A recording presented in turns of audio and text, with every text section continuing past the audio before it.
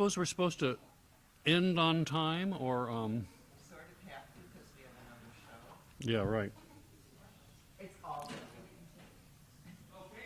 Okay. Right. Hello, everybody. Welcome to the Midland Storytelling Festival. If you've seen pictures from the festival, you probably have noticed that I often have Maynard on my shoulder. And he doesn't usually perform for the adult show tonight, but he will be here today, and I wanted to explain how I met Maynard and how he got to be a storyteller. When I was a little boy, I thought I had a wolf under my bed. I was really, I grew up in the woods, and I grew up in this town called Wolfboro, and I didn't know it was named after a man named General Wolfe. I thought it was named after wolves, and there were no lights around. I'd be really scared. I'd hear this sound under my bed. It sounded like It didn't occur to me at age 3 that it was actually my dog in the hallway snoring. I thought it was a wolf under my bed, and I would get completely freaked out. I'd yell for my daddy. He would come down the hallway, and he'd tell me stories till I could go back to sleep. So from the time I was 3 to the time I was, 8 or 9 years old, it became a habit for my father to come down the hallway and tell me stories every night. And so I got into my mind as a kid that that's what people did. That's what daddies did. They told stories. And I decided way back then that's what I wanted to do when I grew up, although, of course, my parents told me, you can't do that for a job. But, of course, it turns out you can. For me, it turned out that I could only do it as a job after I found this moose. Oh, I was living in Maine. I was all grown up now. I had a 5-year-old boy of my own, and I would tell him stories every night. And a neighbor came over and said, Willie, I have a present for you. It's this moose puppet. And I thought you could tell stories to your little boy using this puppet. Well, I had no idea how I would do that, but we put Maynard in a little chair by the fireplace, and he sat there for a while, and my son said, is Maynard ever going to talk? And I said, I don't know if he is. We'll have to wait and see. Well, one day my little boy came home from school. He was very upset. I said, well, Brian, what's the matter? He said, well, Daddy, one of the kids said something really mean about mooses in school, and I thought it would hurt Maynard's feelings. And I said, well, gosh, Brian, what did the kid say? And Brian said, well, I don't know if I should tell you because the teacher said it was inappropriate. I said, well, Daddy's heard inappropriate things before. It's okay, son. You can tell me what this kid said. And Brian said, well, he said mooses were really stupid. I said, oh, gosh, that's a mean thing to say. And all of a sudden, Maynard jumped up out of the chair and landed in my lap, just like that. And he began to speak. And the first thing he ever said was, "That's not a knife, call someone stupid." Call someone stupid. If you call someone stupid, that is just plain stupid. No, because I am extremely intelligible. I have got my education. I said, wow, Maynard, where'd you get your education? And he said, I go to the Mother Moose preschool. Every morning, little mooses come to preschool. And the mommy and daddy say, okay, goodbye, little mooses, have a nice day. And we all say, no, I don't want to go to preschool, I want to go home. Then the mommy and daddy run away fast as they can go, meow. And we have circle, time, and calendar. Well, that started a game. The game was every day my little boy would come home from school and he'd tell me what he'd done. Maybe he was in a kickball game, maybe he joined a book group, whatever it was, and then he'd say, well, what did Maynard do at Mother Moose Preschool? And we'd bring out Maynard every night, and Maynard would tell us whatever he happened to do that day. It might be, for morning meeting, they put your name on a piece of masking tape, and that's your special space. For a morning meeting on the rug, you stay in your space. You don't get in your neighbor's space. That means you do not poke them in the eye with a pencil, no. That is called inappropriate. Well, this was great fun. Day after day we did this. Brian would come home. He'd say, oh, there's a new kid in school. We'd say, what's Maynard do at Mother Moose Preschool? And we'd say, I don't know, let's see. And Maynard would say, well, I can tell you my favoriteest part of the day is snack time. 'Cause you get a little cup of juice and you knock it over on the floor. Boom! Teacher, I spilled my juice. And she give you some paper towels to do cleanup, and you make a big sticky mess. And then while the teacher cleans up the cleanup, you have recess, and that's where you go outside and go, meow, and then you'll come in and have nap time. Nap time. You're supposed to put your head down and have a little nap. Think quiet, peaceful thoughts. But one of the little mooses, she say, I ain't go take no nap. And then she start to bite and kick. And the teacher say, no, that is inappropriate. And she teached us a little rhyme that I would like to teach to you. You just be my echo, okay? I tell you the first part of the rhyme, and you just say it right back to me. Are you ready? Okay, here we go. Me first. Hush, little Moosey, don't bite and kick. You go, hush, little Moosey, don't bite and kick. Okay, here we go. Everybody nice and loud. Hush, little Moosey, don't bite and kick. Papa gonna get you a pogo stick. If that stick don't hippity hop, Papa gonna get you a bucket of glop. If that glop falls on the floor,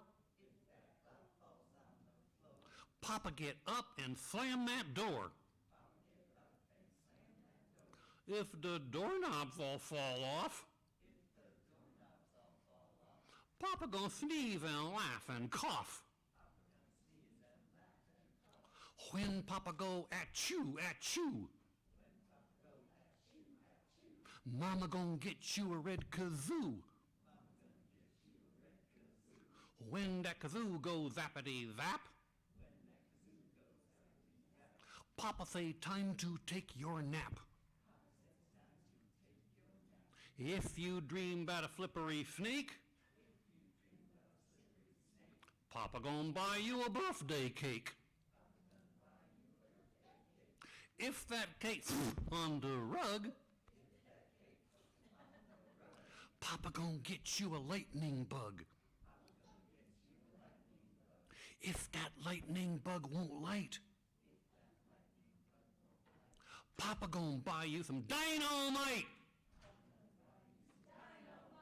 When dynamite go blamity blue, Papa say time to clean your room. When your room is nice and clean, Papa gonna buy you a lima bean. If that bean runned off with a carrot, Papa gonna get you a great big parrot. If that great big parrot don't squawk, Papa gonna buy you a cuckoo clock. If that cuckoo clock runs down, you'll still be the loudest little baby in town. That was a good job of participation. You can give yourself a large round of applause. Yay. So that's how the moose began, and then the moose started coming home from school with stories.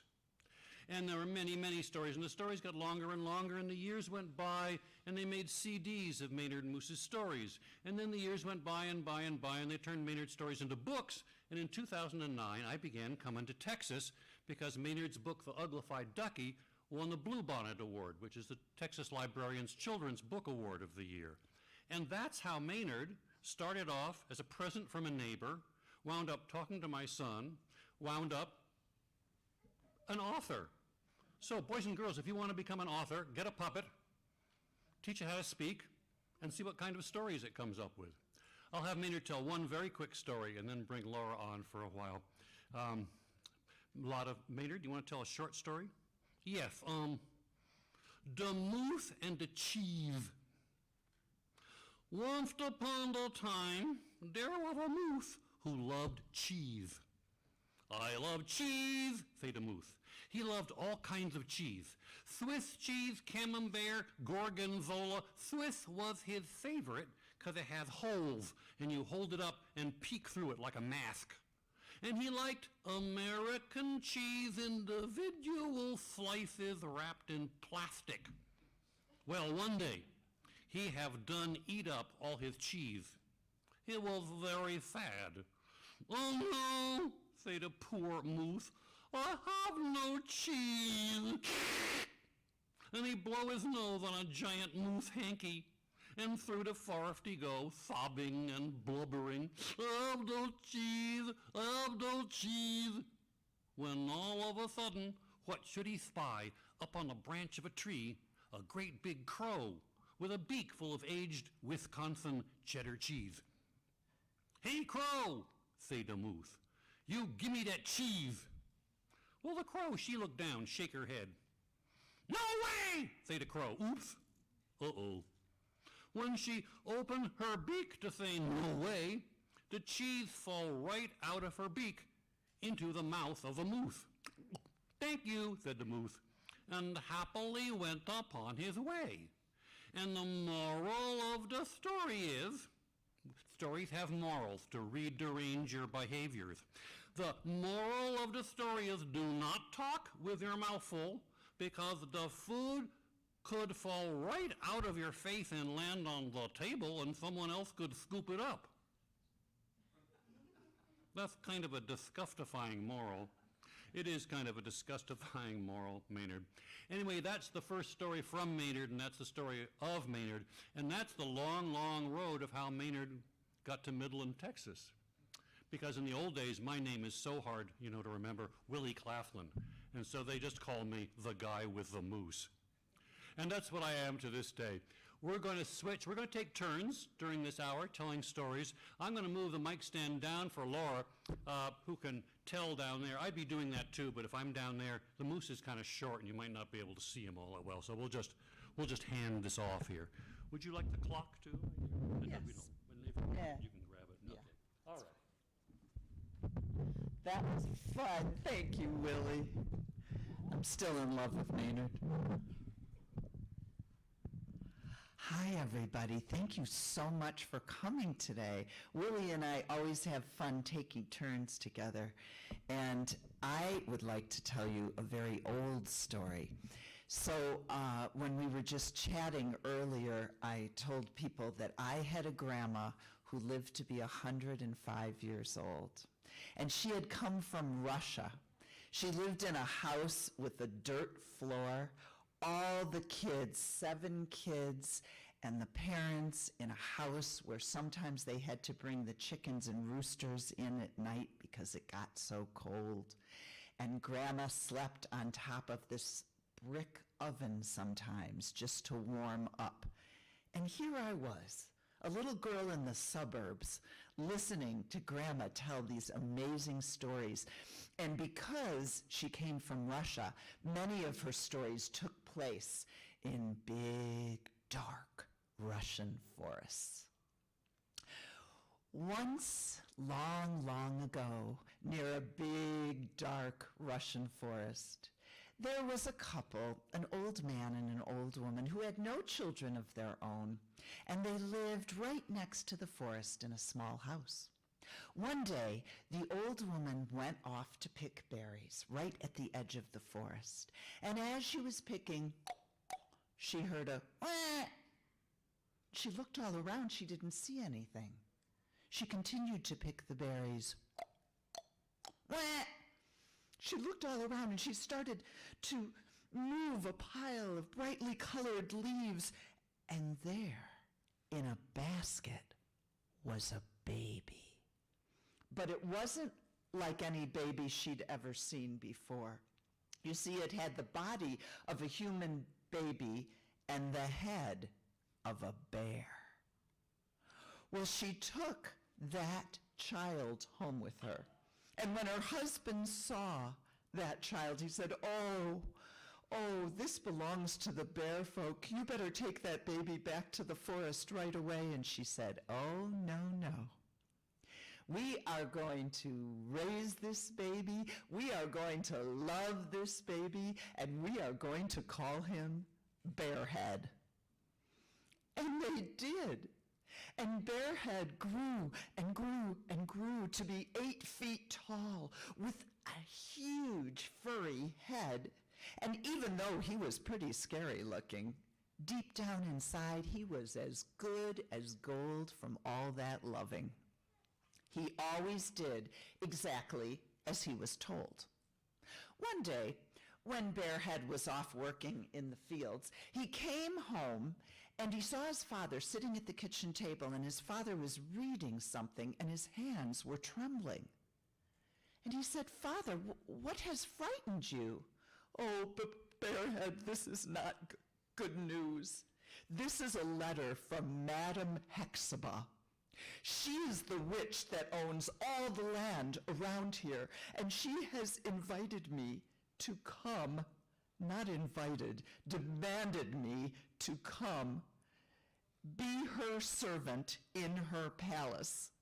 Oh, Bearhead, anyone who goes to Madam Hexaba's palace never, ever returns. Bearhead said, Father, I'm not afraid of this Madam Hexaba. Besides, I can do the work of 10 strong men. Let me go in your place. And his parents didn't want to see him go, but he convinced them it was best. And so they stood on their front porch, waving and weeping, as Bearhead said, sent right off through the forest. He walked, he was very confident, and he came to the palace just as Madam Hexaba was finishing her dinner. There were lots of dirty plates and cups on the table, and Bearhead bowed down to her. He said, Madam Hexaba, my name is Bearhead. I have come to work in my father's place. And Madam Hexaba looked up and she said, Ooh, you are ugly. You belong in a cage, not a castle. But you do look like you could work hard, big and strong. Show me how fast you can work. Show me how fast you can clear away this table. Oh, I can do it fast, said Bearhead. He picked up the table and threw it out the window. No, that's not what I meant. I meant clear away the dishes. And Bearhead said, you should always say what you mean. Oh, you apologize right now. I'm sorry, I threw the table out the window. No, you kiss my feet. If that's what you want, said Bearhead. He picked Madam Hexaba up by her ankles, turned her upside down, and planted a kiss on both toes. Put me down! Let me go! Okay. He let go, and she fell on her head. Oh, I can see you're much too dangerous to keep inside the castle. We'll have to find a job for you on the outside. I know. Come with me. And Madam Hexaba led Bearhead behind the castle, and there was a round building made of shiny black stone. And there was an iron door and a lock on the door. This, Bearhead, is my treasure house. Now, you can see it's all locked up tight, but I've heard that there's a band of robbers in the land. And I want you to know this house is filled with lots of gold and diamonds and rubies and emeralds. All of my treasure is in this house, so I want you to stay here all night and watch the door. Just watch the door to make it safe.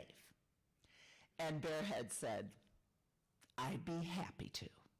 Madam Hexaba went into the castle, and she went to sleep. Well, Bearhead sat there watching that door, but then in the middle of the night it started to rain and he was getting cold. He thought, I can watch the door from inside. He pulled the door off its hinges, went inside the castle, sat down, and watched it for the rest of the night. Well, you know what happened. That band of robbers came riding through the countryside. They saw all of the gold and the diamonds and rubies and emeralds. They took everything. And in the morning, when Madame Hexaba got up to inspect her treasure house, it was empty. Oh, what have you done? I watched the door all night long. Oh, I need a glass of toad juice to calm my nerves. And she drank a big glass of toad juice. And when she was done, she felt much better. She said, oh, I have a new job for you, Bearhead. There is a goblin who lives in a lake on the other side of the forest.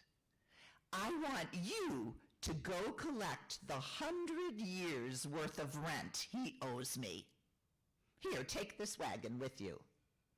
I'd be happy to, said Bearhead.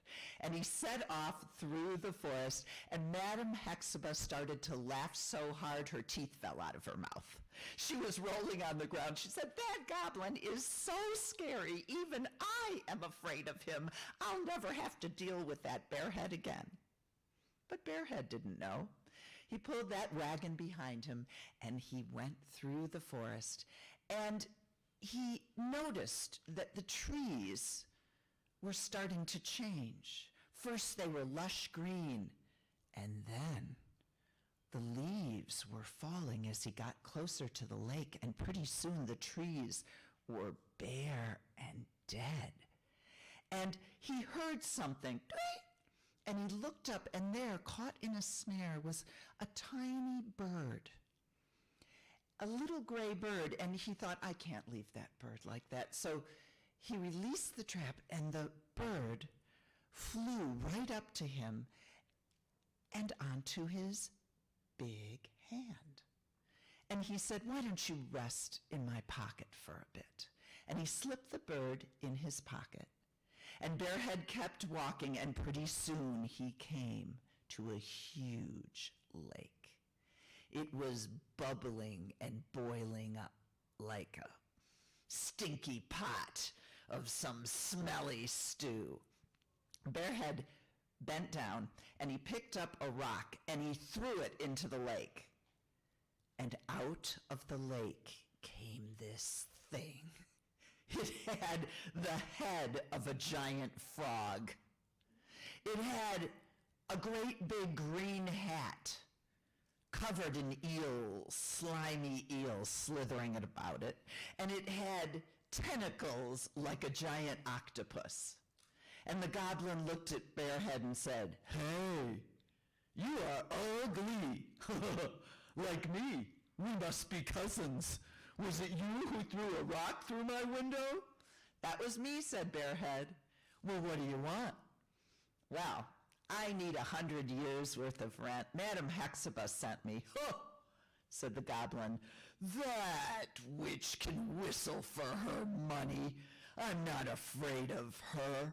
But listen, cousin, why don't we have a little contest? Let's see who can throw a stone furthest across the lake. If you win, you can have whatever you want. But if I win, you have to come down below and live with me. Sounds good, said Bearhead. Why don't you go first? And the goblin reached out with a long tentacle and picked up a stone and threw it so far over the lake it splashed down right at the very edge. Bearhead said, hey, that's pretty good, but I think I can throw my stone so far it'll disappear into the trees. And he reached into his pocket and he said, hey, little bird, fly high, fly fast. Okay, I'm ready. Psh, that bird flew into the air, all the way over the lake, disappearing into the trees on the other side. Hey, said the goblin, you win. Here. and he reached below the lake, and he had hundreds, thousands of dollars worth of golden coins. He filled up Bearhead's wagon. And Bearhead said, "Thanks a lot, but I need your hat too." "My hat?" "Yes, please." The goblin gave Bearhead his hat, and it was so gigantic when he put it over his own head, it covered the whole thing. But Bearhead made his way through the forest back to Madame Hexiba. Now, Madame Hexiba was upstairs in her tower room watering her poison ivy plants when she looked out the window and she saw coming over the hill the hat of the goblin. "Oh no," she said. She was so scared she started locking every door and every window in the castle, and she climbed under her bed. Bearhead walked up to the castle door. Boom, boom, boom. He said, "I'm here with your rent." "Go away! Go away and leave me alone. I never want to see you again." "Okay," said Bearhead, who always did as he was told. And he took that wagon full of gold back to his parents. Oh, they were so happy to see him. He told them about all of his adventures, and you know how they lived. Say it with me. Happily ever after. The end. Thank you. You're wonderful listeners. Yeah. Back up. I think I will perch. I'll Perch. back up again. All right.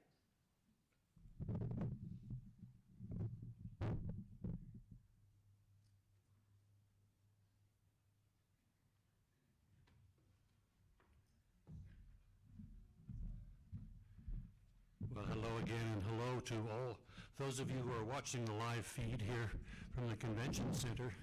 Hope that you can make it over here later in the day. When I got Maynard, I started telling stories with Maynard. People started giving me puppets. They thought I was a puppet guy. Well, I'm not really. I'm a storyteller that someone gave a moose to.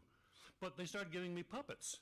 And so every Christmas, every birthday, I would be given 4 or 5 or 6 puppets. I now have about 80 of them in my studio. They're in a series of shelves. Most of them didn't learn to speak. Some of them did, and I wish some of them hadn't, actually. This is Roboculus. Now, I found Roboculus at a sidewalk sale. There was a table out. There was all kinds of stuff on it. There was an old dictionary. There was an old snow globe, a bunch of things. And there was this rag of a puppet for 50 cents. I thought, well, that's kind of fun. I wonder what it's like. And I put it on my hand, and I thought, uh-oh, because the first thing he said was, "You can't prove a thing." I said, "What?" "I didn't do it. I didn't do it. You can't prove a thing." And I said, "Did what?" "Nothing." Anyway, it turned out it's Roboculus, and you want to introduce yourself? "Yeah, I won a prize for the most inappropriate 4th grader in the United States. And I average 3 hours of time out a day. And, lots of people can teach you how to act appropriately, but I can teach you how to be inappropriate." That's his special gift. Would you like to tell them a story? "Yeah, well, I'll tell you 2 short stories. First, in school, my teacher, her name is Miss Fang. She looks like this. That is completely inappropriate. Thank you. Anyway, she makes us do stuff like read and write. It's a nightmare." I think that's what school's supposed to be all about. Oh, well, no wonder. Anyway, she said that we had to make up a story with a moral. So I wrote this one. "Once upon a time, there was a raccoon, and he loved chocolate cupcakes. He had 100 chocolate cupcakes, and he started to eat them. And the more he ate, the better he felt, because they were full of sugar. And sugar is nature's most nearly perfect food. A 5-pound bag of sugar first thing in the morning can power you through the day. You can multitask, you can do your homework, you can pay attention, you can take a nap all at the same time. Sugar! Anyway, anyway, they were awesome. But his mom came along. She said, you better share those with your friends. So we gave one to the beaver, one to the snake, one to the bunny, one to the turtle. But by and by, he gave them all away, and he didn't have any left for himself. And he began to cry, and he cried all night long. And the moral of the story is, never share. No, you can't have a story whose moral is never share. I even wrote a song about it. No. Please. One verse. Never share, never share, never be fair and never take care. Don't brush your teeth and don't comb your hair and run around the house in your old underwear. It's totally inappropriate. Awesome! You see what I mean? He's a problem. And that's the problem with puppets. You don't know exactly what they're going to do. But, kids, I have a suggestion. If you ever feel like doing anything inappropriate, and this will occur all the way, even when you're an adult, you'll feel like doing inappropriate. All you need, don't do them, not because it's bad, not because some terrible thing, because it always turns out bad. If you do something inappropriate, it's not because it's sort of wrong, it's that the results will always be bad. It will not turn out well. Instead, get a puppet and have the puppet do inappropriate things, and you can just blame the puppet. I took my puppets to a school one day, and I did a puppet show, and at the end of the show, the principal came up to me, and he said, Willie, I really enjoyed you sharing stories with the students and showing them how to use puppets, but I don't want you to bring that raccoon back. He is completely inappropriate. And I said, you're right, he is. The principal didn't connect me with the puppet. He thought I just happened to have an inappropriate raccoon. And it had nothing to do with me at all. See how it works? Okay. Okay, Roboculus, here's your last story. Okay, this is serious. It's called Art is Dangerous. See, we did a mural at our school. That's a big painting on the back wall of our playground. Because it's a great big playground, great big wall, and there was room for every kid to do part of a mural. It was called Our Wonderful World. And there were rainbows and skyscrapers and mountains and rivers and stuff, and I didn't know what to paint. So my teacher, Miss Fang, she said, Roboculus, you paint whatever is your favoriteest thing in the whole universe. Because that's what art's all about, picking your favoriteest thing and giving them visual expression. I said, okay, whatever. I figured out what my most favorite thing is?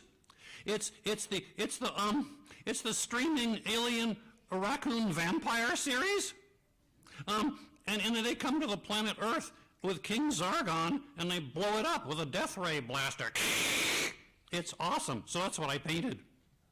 Then Miss Fang came over. She said, Roboculus, what is this mess? I said, my most favorite thing, like you said, it's King Zargon blowing up the world. She said, that is totally inappropriate. It's violent. We do not tolerate violence at school. You erase that right away. I said, geez, Miss Fang, I thought you told me I could do my favoriteest thing. She said, don't you talk back to me, young raccoon. You erase that and paint some bunnies. I said, Miss Fang, excuse me, I'm scared of bunnies. She said, if you talk back to me one more time, you will find out what trouble is all about. And I had to erase the zombies and paint some bunnies. I painted them facing the other way so I wouldn't have to look at their scary red eyeballs. Anyway, when I got home, I was mad. I thought, grown-ups, they're always telling me what to do and bossing me around. And, well, I kind of, forgot what I was doing. I got my permanent markers. I did a big mural on our living room wall. I did a big T-Rex eating Ronald McDonald. Only his boots were sticking out. Then my mom come home. She said, well, the first thing she said was, ah! And then she said, what is the matter with you? Your father and I have tried and tried. What is wrong with you? You go to your room. You wait till your father gets home. I thought, uh-oh, Dad's gonna freak out when he finds out I painted a T-Rex on the living room wall. I better do something to put him in a good mood. So I thought, let's see, he comes home every day in his nice suit, sits in his favorite chair, but Kitty Cat sits in his favorite chair too, and she gets her fur all over the chair, and it gets all over Dad's suit, and it makes him mad. So I'll help out. I'll give Kitty a haircut. So I got the kitchen scissors, and I grabbed Kitty by the tail, but Kitty did not want to have her hair cut. She tried to get away, and it looked real bad. Looked like someone had run over one side with a lawnmower. I thought, oh, I got to even up the fur. I got to do something. So I got the electric razor. I didn't mean to, but I shaved Kitty bald. She looked like a giant pink rat. I thought, wow, Dad's gonna freak out when he finds out I morphed Kitty into a giant pink rodent. What can I do?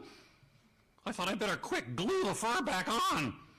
So I got the glue and started to glue the fur back on, but I could hear Dad's car coming up the driveway, and Dad come in the front door, and Kitty got away from me, jumped up, stuck to his necktie. I thought, wow, look at that.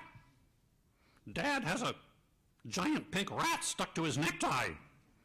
Anyway, everything's okay now. Dad's necktie, we had to cut it off. It's shorter.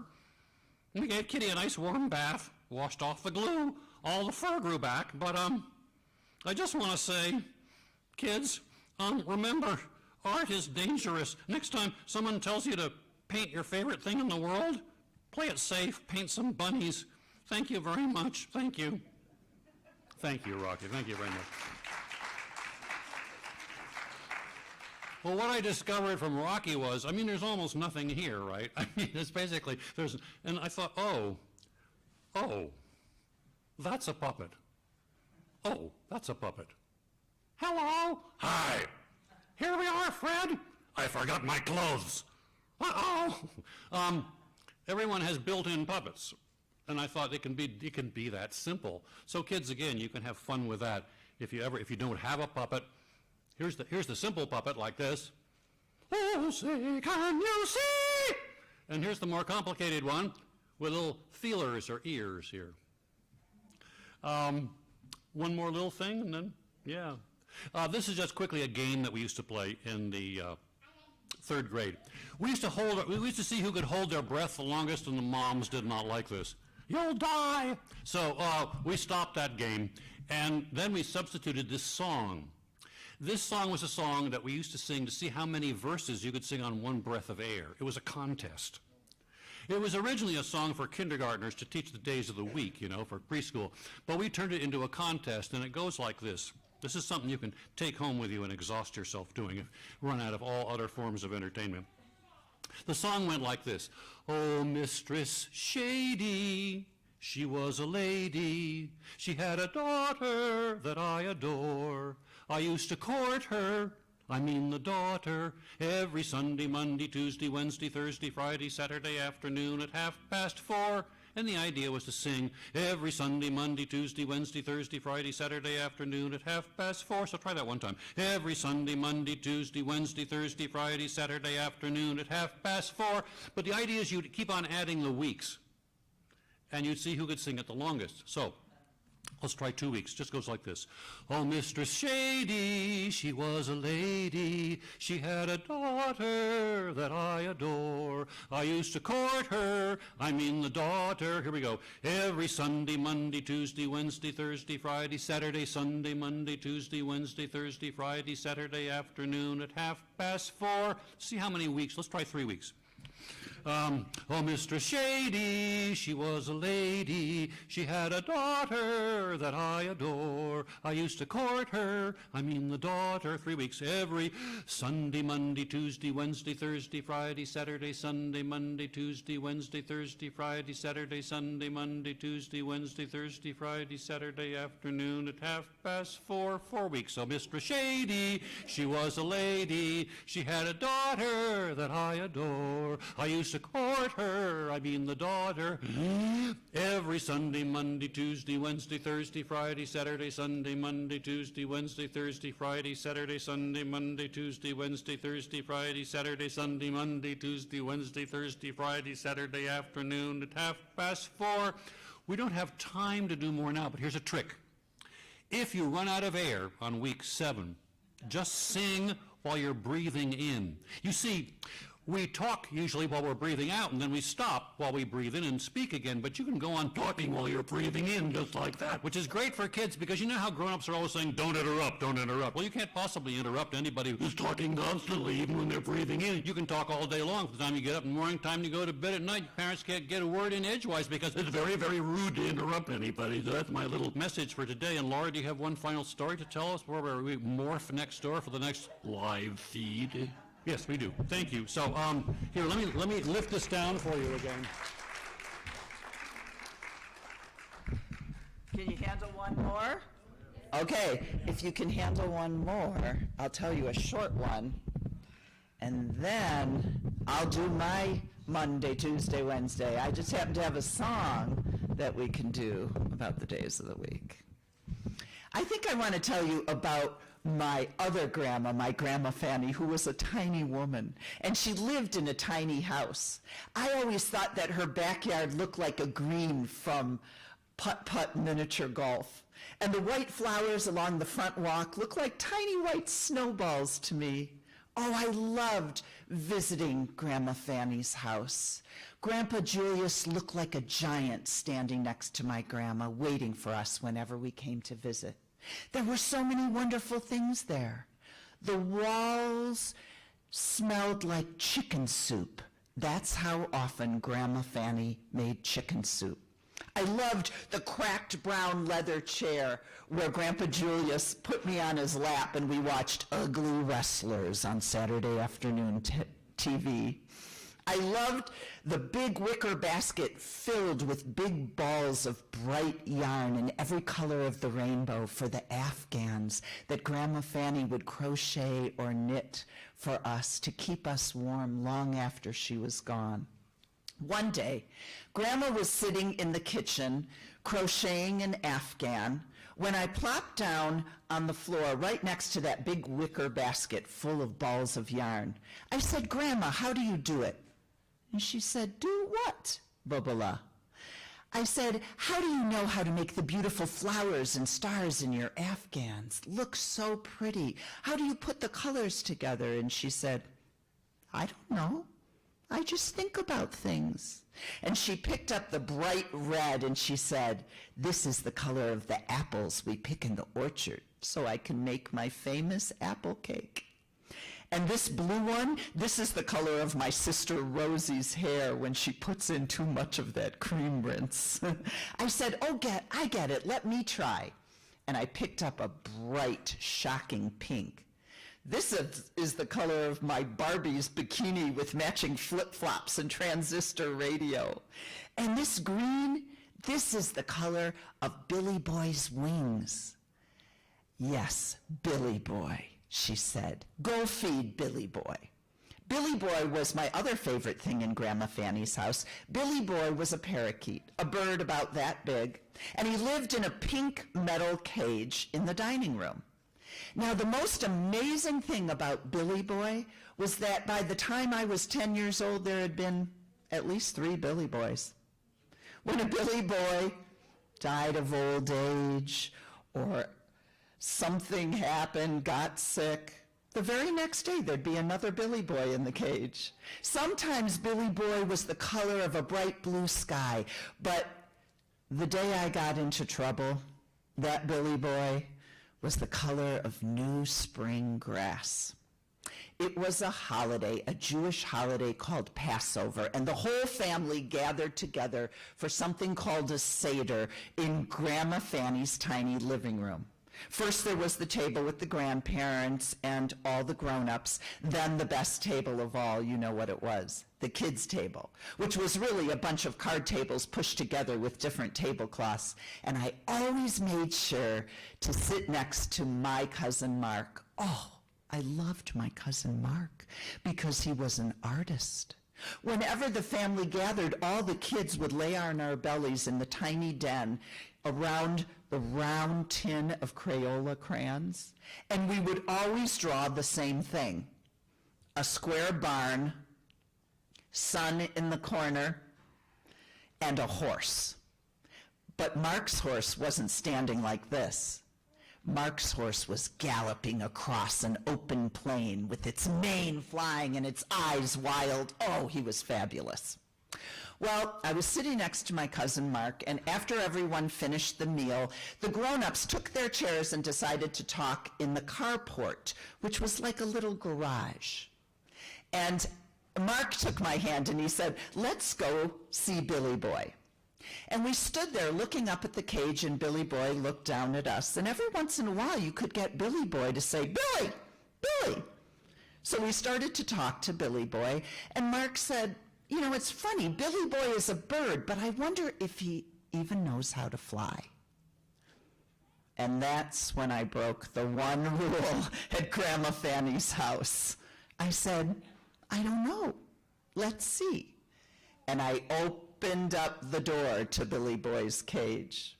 Well, at first the bird just fluffed up its feathers a bit and did its bird thing, and then it called out, "Billy!"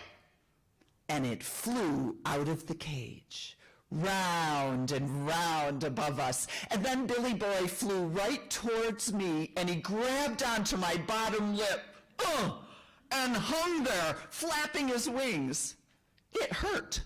I let out a scream. Mark grabbed my hand, led me through the crowded living room with all the tables, out to the side door with Billy Boy flapping away at my bottom lip. And when the grown-ups looked up and saw that, Grandpa Julius jumped up. He picked me up in his arms. He was just about to grab for the bird when Billy Boy let go, flying out of the carport. And the whole family ran after him, watching Billy Boy fly over the streets. And of course, I was sad. I was feeling bad. But my cousin Mark made a picture. It was beautiful. It was the whole family standing under a starry sky, and just a little speck of green, Billy Boy, flying over the streets of Detroit as free as a bird. And for years, I told the story of Billy Boy to my friends and family. And then one day, I told it at my library where I worked. And there was a woman there named Jody. And Jody had been bringing her daycare for stories for a long time, but she had never heard this one. And she came up to me afterwards, and she looked kind of funny. She said, "Laura, can I talk to you?" I said, "Sure, come sit down." She said, "What year was it when Billy Boy flew away?" And I said, "Well, I know exactly. I was 10 years old. It was 1963. And she said, "I thought so. My family has a story." She said, "One morning, spring morning, my grandmother went out to get the newspaper on the front lawn, and she heard something in the garage. And she walked into the garage, and there was a little green bird sitting on a bicycle handle saying, 'Billy!'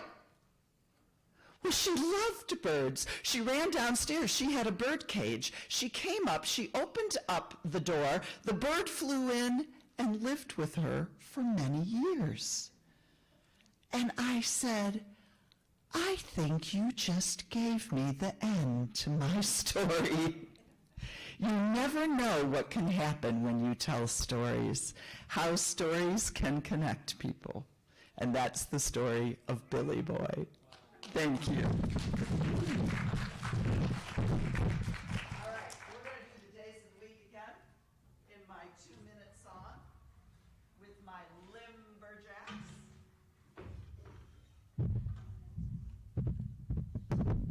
Limberjacks are very old-fashioned toys. That's why I love them.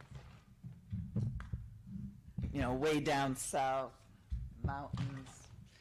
People didn't have much, but they had their songs and their stories, and they liked to carve things out of wood. I'm going to sit on a little wooden paddle and bring out my Limberjacks.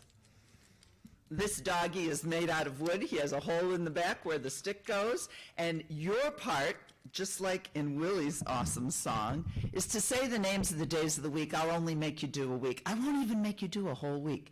Just up through Saturday. Okay, so you'll know when your part comes. Oh, it's a shame to walk your doggy on a Sunday. Oh, it's a shame to walk your doggy on a Sunday. When you've got ready Monday, Tuesday, Wednesday, Thursday, Friday, Saturday. Oh, it's a shame to walk your doggy on a Sunday. And it's a shame to shave your sheep on a Sunday. Oh, it's a shame, shave your sheep on a Sunday. When you've got Monday, Tuesday, Wednesday, Thursday, Friday, Saturday. Oh, it's a shame, shave your sheep on a Sunday. And it's a shame to feed your buffalo on a Sunday. Oh, it's a shame to feed your buffalo on a Sunday. When you've got Monday, Tuesday, Wednesday, Thursday, Friday, Saturday. Oh, it's a shame to feed your buffalo on a Sunday. One last one. And it's a shame to tickle your grandma on a Sunday. Oh, it's a shame to tickle grandma on a Sunday. When you've got Monday, Tuesday, Wednesday, Thursday, Friday, Saturday.